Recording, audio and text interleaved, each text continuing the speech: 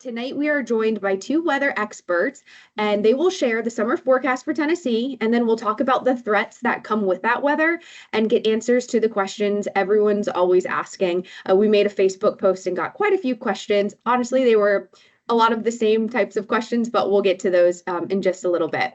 So first off, I'm Melissa Egan. I'm the Community Relations Officer here at TEMA. I'll be acting as the moderator for this conversation with Ryan Husted. He's the Warning Coordination Meteorologist for the National Weather Service in our Nashville office. Ryan leads the local outreach program and is often with us right here in the State Emergency Operations Center during those severe weather events as we're tracking them, often overnight and spending that time with us. So we're really appreciative of Ryan for joining us tonight. And then we're also joined by Dr. Andrew Joyner, Tennessee State climatologist and a faculty member at East Tennessee State University Department of Geosciences. So thank you for joining us, Andrew. He also directs Tennessee's Climate Office, which is housed at ETSU, and serves as one of just a handful of funded pilot sites aimed at helping communities build resilience in the face of increasingly volatile weather. I know that he's done a lot of work surrounding Helene, and we'll get into that in just a few minutes as well. We have several topics to cover today, not only today's severe weather, the heat that's coming in this weekend, but also some Helene conversation and just generic weather questions. So feel free, again, to put those questions or any comments in the chat. I'll be monitoring it as we go. But let's get right to it and start with this summer forecast. Andrew, I'm going to start with you. ETSU recently published an article, and the graphic for it read, "Brace for a sweltering summer." And when I read that graphic, I was a little sad. I'm going to share that article in the chat, but is that what all Tennesseans should expect this summer? And I know it's June. We live in Tennessee. Of course, it's going to be hot, but what is it going to look like for us this summer? And yeah, this is largely based on NOAA's Climate Prediction Center kind of quarterly or seasonal forecast. And they're calling for, they're leaning towards the likelihood of higher than average temperatures. And so last summer, there was a higher percentage of higher than average temperatures. So the percentage chance or probability this year is a little bit lower, which is slightly positive, I guess. You know, you don't like hot weather. But we're still thinking that most of the state is leaning towards increased temperatures or higher than average temperatures. That's true for pretty much most of the state. Based on, those projections, East Tennessee, specifically Northeast Tennessee, where we're at, has a slightly higher chance of the probability of higher temperatures. But overall, the whole state is leaning towards higher than average temperatures, whereas last summer it was likely higher than average. And so there's a little bit of a nuance there. These are seasonal average predictions, and so there's going to be cooler than average weeks or days and warmer than average weeks and days. We're about to move into a pretty big heat wave. It seems like that's what's being forecasted. That's likely what will happen. And so I did want to take a look at last year, since I remember last year being highly likely to be higher than average. And I went back, and our assistant state climatologist created some really great seasonal graphics. And last summer, for East especially, and most of Middle Tennessee was above average for the summer. West Tennessee was right at or below average. And so, for them, that prediction didn't quite pan out. And so we'll see what happens, but right now we're thinking it'll be a bit above average. Always like to be above average, right? Ryan, let's pull you into this conversation. We know that heat can really take a toll on communities. National Weather Service does a really great job in sending out that preparedness information, that safety information. What steps do people need to take to be ready this summer? Yeah, absolutely. So with this upcoming heat, this is going to be our first dose of heat really this year. It's going to be very humid as well because of all the rain we've been getting. We've got a lot of moisture in the area to work with. So that's going to make it feel very muggy, very uncomfortable. So what do we need to do? We need to make sure if we're outside a lot, we're taking breaks. Take a shade break, take a water break, jump in the lake if you're doing some water sports or the pool. So make sure you're taking those precautions, especially if, say, you're running a race, or you're working outside, playing soccer, baseball games. Make sure to take care of yourself. Some of the other ways you can help protect yourself: wear light-colored clothing. A color like this shirt here, and also it's that kind of mesh polyester. That'll feel a lot better than, say, a thick black cotton shirt. Take those actions that will help you out. Make sure you're replenishing those electrolytes. But with heat waves especially, the biggest thing is making sure you have a way to cool off after hours as well. Because the body's stress towards heat drastically increases overnight if you just can't cool off. That's one of the reasons why the Weather Service is starting to use that heat risk product more and more often, is because it accounts for things like that. It accounts for the time of year you're expecting those hot temperatures. 90 degrees in March is going to be truly miserable to us, whereas 90 degrees in summer may actually be a cooler day compared to hundreds. So these are some things that you can do to help yourself out. Just make sure you have a way to cool off somewhere, somehow. And we know it's not only the heat, but what other weather threats are most concerning for Tennesseans over the next few months? Yeah, absolutely. So over the summer months, thankfully we're transitioning out of tornado season. Can't totally rule it out. There could always be a landfalling hurricane, or a line of storms that could produce a tornado. But during the summer, our tornadoes are generally going to be very weak, very brief, and may actually be weaker than the damaging winds that come with some of these storms. So in the summer months, damaging winds becomes our biggest threat, on top of lightning. These storms are going to produce a lot of lightning. Pop-up variety storms are going to develop very quickly and can easily catch us off guard. We may not see it coming at us for 30, 40 miles in the distance. It may just form right on top of you. So lightning and damaging winds, biggest threat. Of course, with damaging winds, the proper precaution is go inside, stay away from windows. If you live in a wooded area, I would go to your interior room, put as many walls as you can between yourself and any trees that may fall on your house. We also get into flash flood season. Now, some of you may tell me, hey, it's already been flash flood season this year from mid-February on, and that's true. But the problem is we've had a lot of rain, and right now it's not taking as much rain to produce flash flood conditions. For example, Bonnaroo got very muddy very fast, only had probably 2, maybe 2.5 inches of rain, and it became a little unsafe. Down in Colioca, they had 4 or 5 inches recently over hour and a half, and that produced some significant problems in Murray County. Robertson and Sumner County had to do some water rescues for only 1-2 inches. So with our ground being so saturated, we really got to be mindful of flash flooding, especially driving. I want to say 70% of all flash flood deaths are a result of people driving into flooded roadways. So do not do that. Then, of course, with the summer, the heat becomes another problem, especially these prolonged heat events, like maybe what we're going to see coming up. And I want to dive a little bit deeper into the severe storms and tornadoes, because when we share a lot of our information from the National Weather Service alerting Tennesseans to the threats that they may have, like for today, for example, we often get mixed comments, right? We get some people saying, oh, well, we've lived in Tennessee all of our life. We don't need to know when a severe storm is coming. And then we have others that say, oh, I was impacted by the tornado last year and now I'm extra cautious. So Andrew, I'm going to ask you this question first, and then we'll kind of just ping pong as we can continue, because I know that you both have a lot of valuable information to share on this. Are we seeing more frequent or intense severe weather events in Tennessee?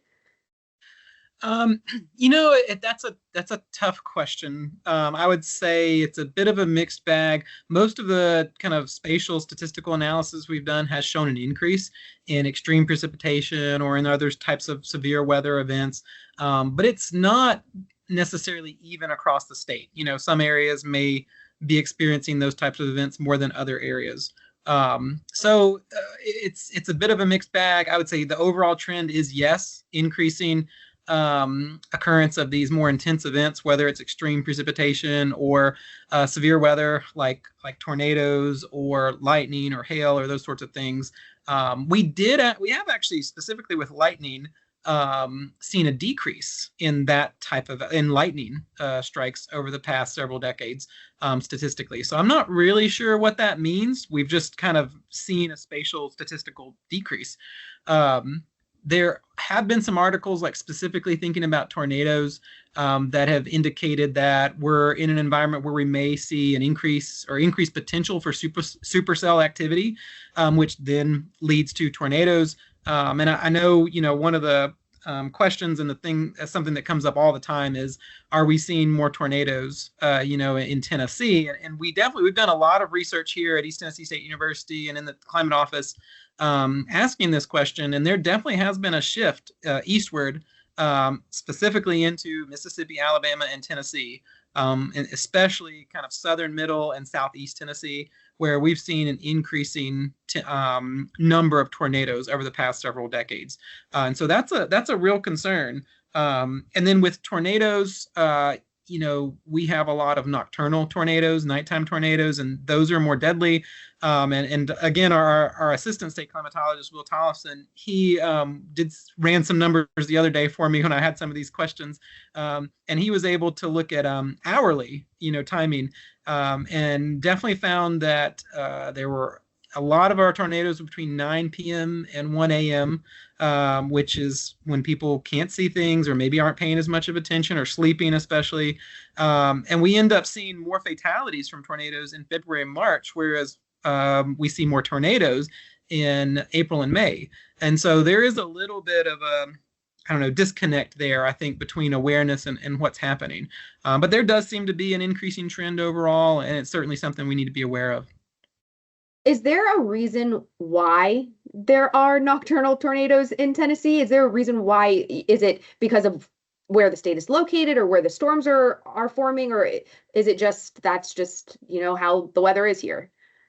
I mean, Ryan may have a better answer for this, but I know, big picture, a lot of these storms kind of start in the plains or Midwest, and then once they're moving across, it ends up hitting us normally at nighttime. At least climatologically, that's what's been happening. Meteorologically, I'll have to defer to Ryan for that. Okay, sure. So generally what happens is we're able to keep our mixing. We're able to keep that,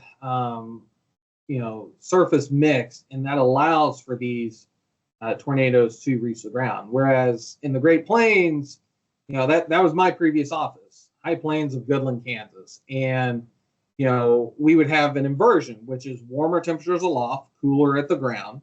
And that cuts off that surface ability for these storms. Now, you could certainly still get softball size hail at night. And we had those storms, and they're going to be spinning like a top and look very scary on radar. But we know that surface is not conducive.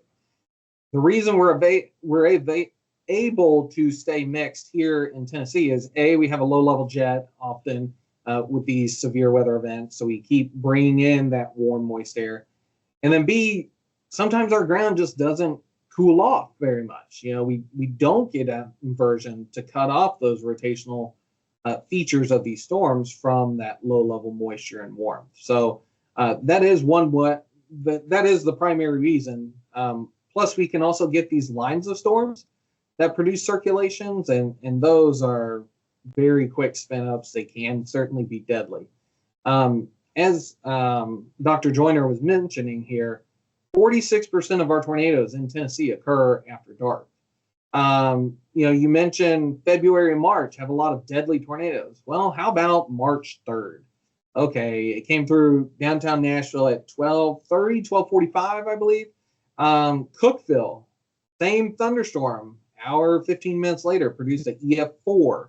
Of course, during the winter months, it gets dark sooner, so you can probably add the December 2023 tornado that hit Madison, Hendersonville, Gallatin. That was a nighttime tornado as well. So there's a variety of factors that make tornadoes so deadly in Tennessee. A lot of our tornadoes are going to be rain wrapped. You're not going to see them until they're already hitting you.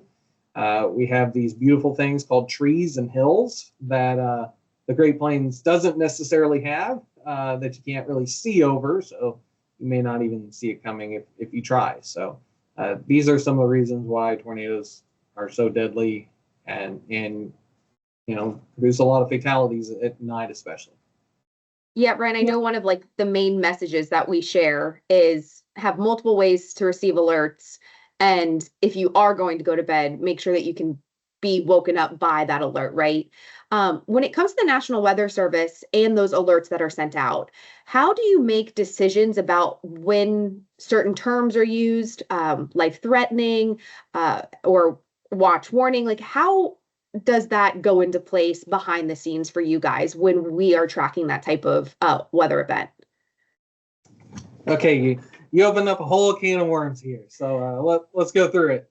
All right, watch first warning. Watch means the conditions are favorable for tornadoes or severe thunderstorms, meaning we have the moisture, we have the warmth, we have the wind shear, we have the forcing mechanism or the cold front that's coming through the low pressure system. Warning means these conditions have come together and we see storms on radar like we got going on right now. That storm is visible. We're sensing it via radar, satellite, getting reports from emergency management or the public or first responders, and we can move forward with that warning, which means we have 80% confidence that that tornado or severe thunderstorm is going to verify. In terms of multiple ways to get warnings, cell phone. That's a fantastic way, especially turn those wireless emergency alerts on at night. NOAA weather radio, alerting applications. So some of our local broadcast media have apps. There's plenty of weather apps. FEMA has an app. All these things will alert you. TV meteorologists will cut in if there's severe weather ongoing. Friends and family. One other thing I want to note that we didn't talk about for nighttime tornadoes. Here in Tennessee, we have a lot of manufactured or mobile homes.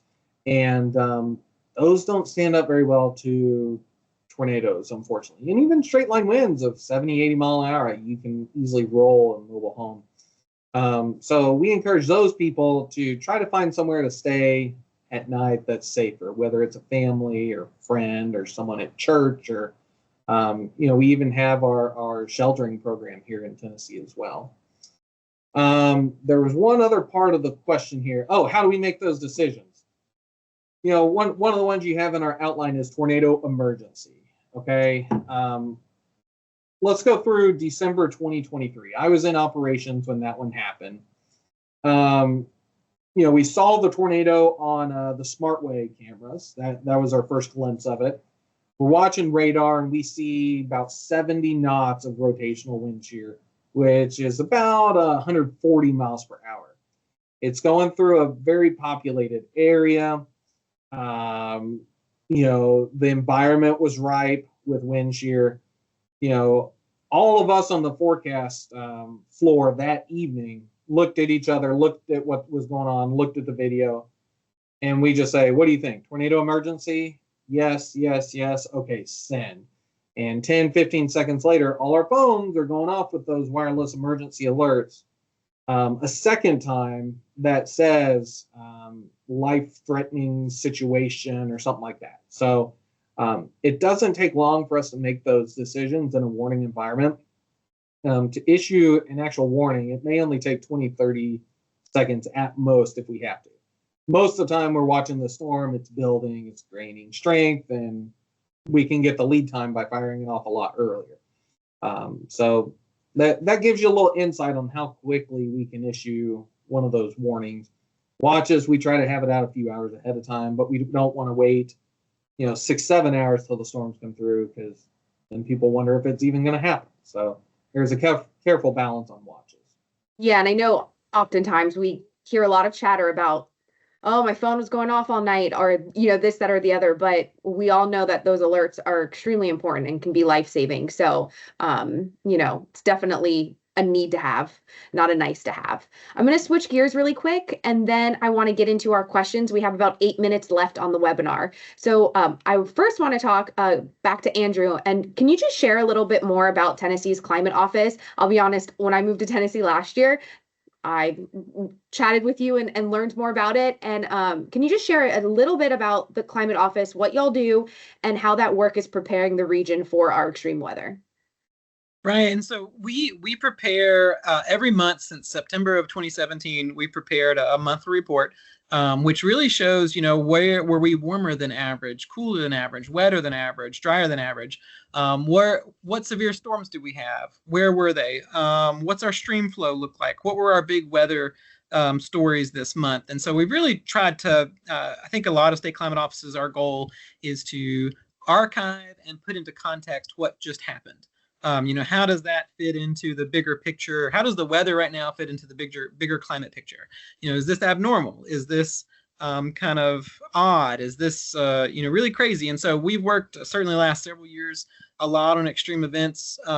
We worked with the Nashville Weather Service office on certifying the Waverly flood as the most extreme precipitation event record for Tennessee. So that was 20.73 inches. And so that was a pretty involved process where we worked with Nashville, but we also worked with NOAA and quite a few others on kind of going through all that data and seeing, can we verify this? Is this correct? We ended up choosing the wastewater treatment plant in McEwen that had the highest rainfall total.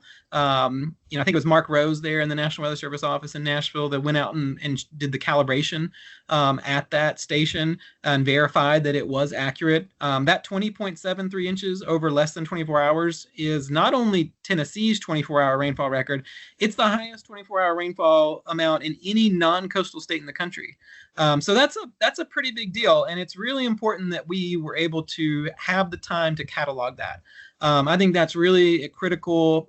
That type of event could happen anywhere in the state, and we need to plan for that. We need to prepare for that, mitigate for that, construct for that. Those are the things that go into these extreme events. And certainly with our location here in Northeast Tennessee, a lot of the flooding from Helene, just a few miles down the road from my house here, we were heavily involved in the response efforts to that. We do have a number of drones that we have access to through the climate office and through our Department of Geosciences. We were able to do search and rescue, but then we were also able to do infrastructure mapping. There were some really extreme infrastructure impacts. Even though the Tennessee side didn't see nearly as much rain as the North Carolina side, we're in the middle of those North Carolina watersheds. 20, close to 30 inches of rain that were that was occurring in North Carolina, that all came through our watersheds. The French Broad, the Pigeon, the Nolichucky, the Watauga, the Elk, the Doe.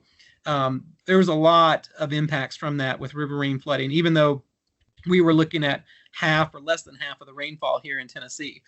It was a really well forecasted event. National Weather Service on all the offices did a very good job with forecasting it. I think it was just one of those events that's so extreme we didn't have the context for what might happen.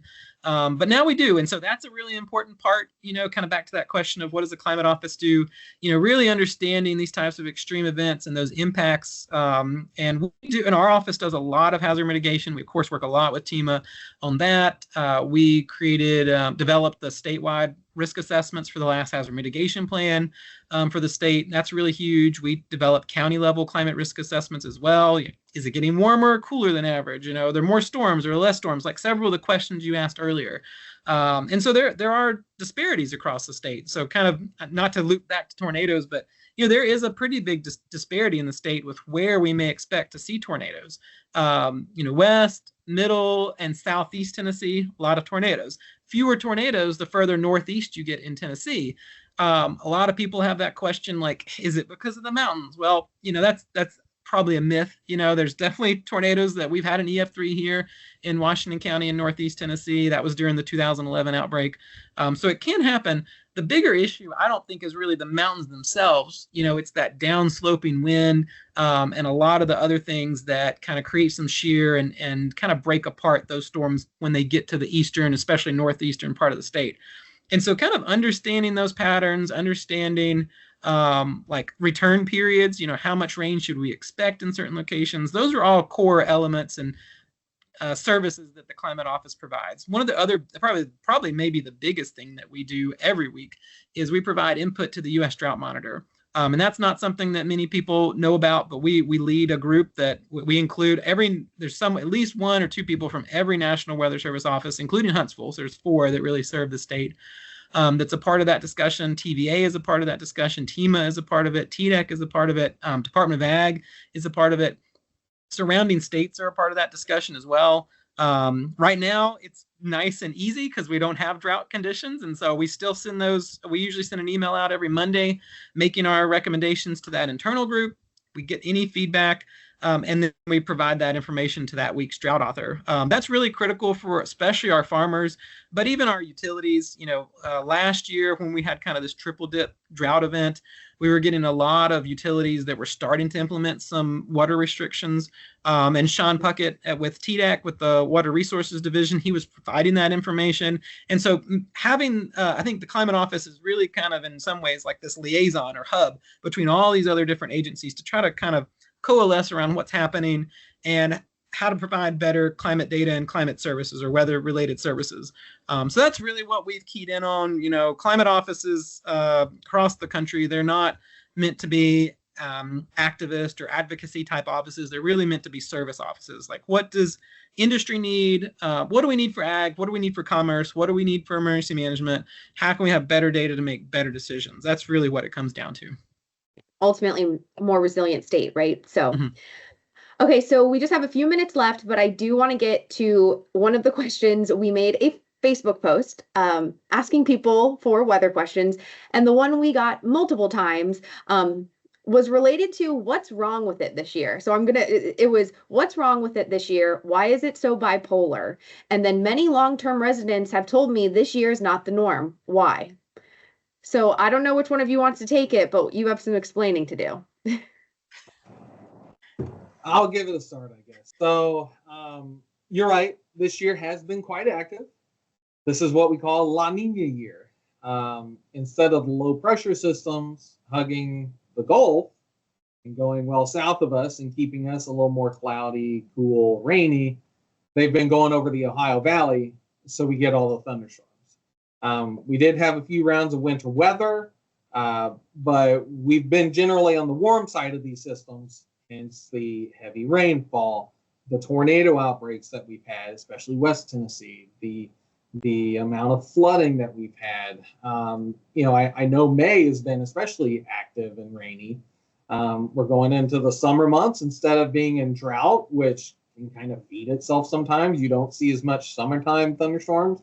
In drought, those pop-ups, you're very moist right now, so plenty of moisture from these storms. So I guess you could say it has been a little broken, but it is normal for a La Nina year for this to be happening. And that only happens every couple years or so. The last La Nina we had lasted 3 years, which is very rare. But this year, it's been our typical La Nina. I know walking into this year, I was nervous because I was at Memphis during one of our La Ninas, and that was 2011.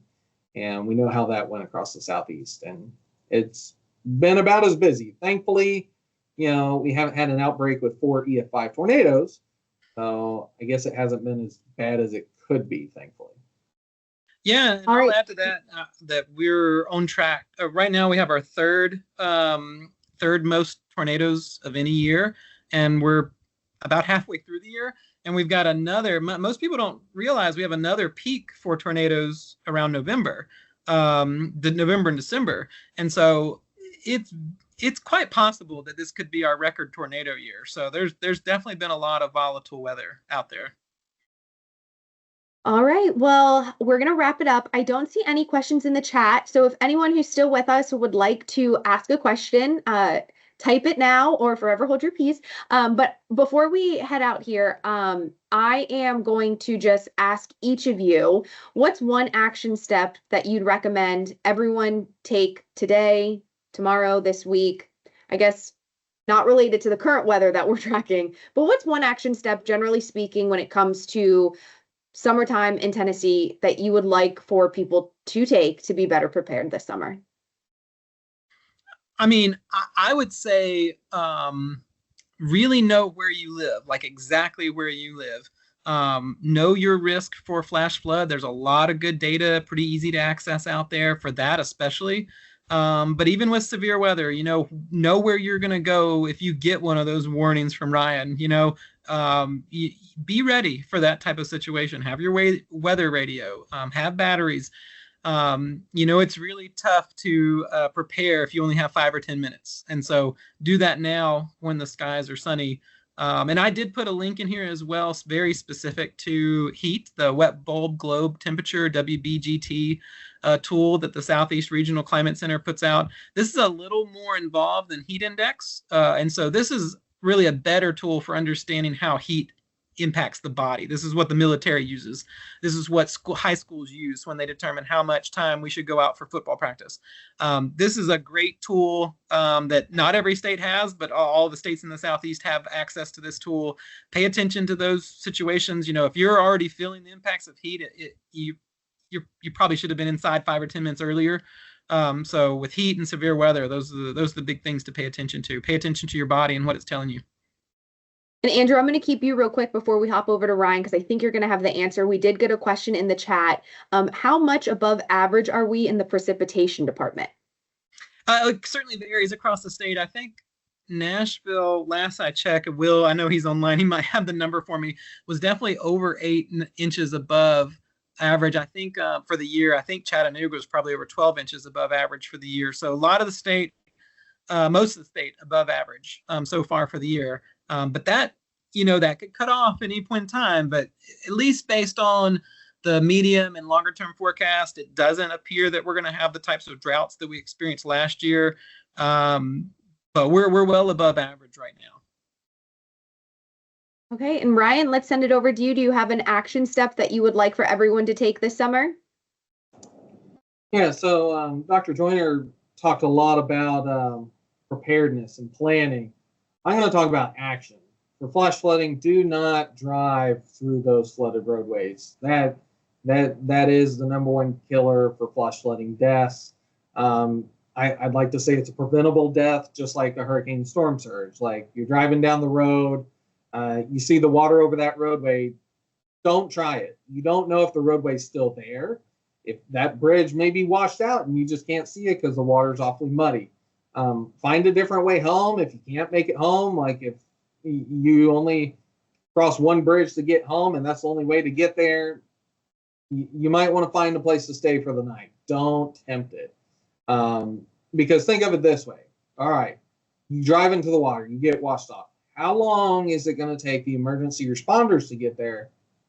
But not just that, how much longer is it going to take to get a boat there to potentially get you out? If your car becomes submerged, people may not even know you're there. So do not drive through flooded roadways. Take that action now. For thunderstorms, you see that towering cumulus going up. Maybe now's time to start getting under some shelter before the lightning starts. It only takes one strike from the blue to cause serious issues for you. So, take action early when you can. To build upon how far above normal we are, I believe Clarksville, Tennessee, in our forecast area is 19 inches.